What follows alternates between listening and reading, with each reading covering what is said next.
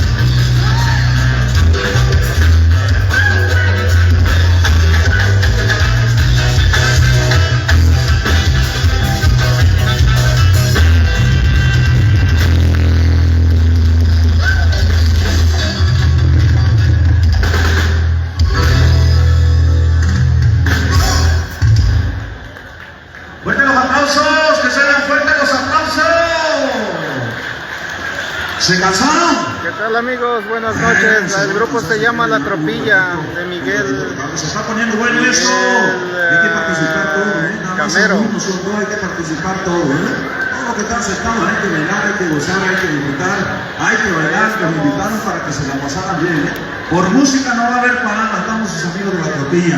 Primera vez que pisamos esta hermosa tierra, esperamos volver. Gracias por la invitación a los de Posado, gracias por habernos invitado. Gracias por hacer partícipe de este plan que nace en la comunidad. Bueno, Ándale, pues.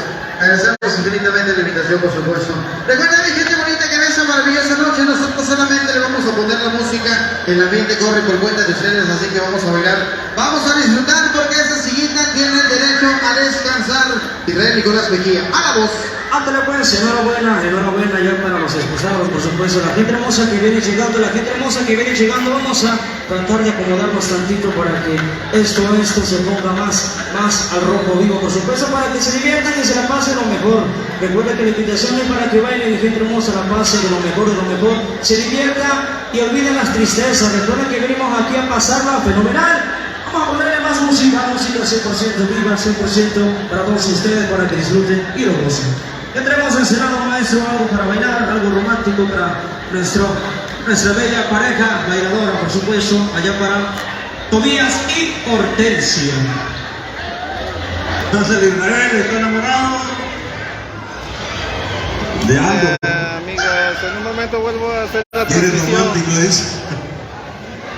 A ver, hay que poner el ambiente, hay que poner el ambiente, que mi gente salga a bailar. Vamos a ponerle los temitas originales de allá de nuestra región, a ver cómo lo bailan acá en San Juan de Telcinco.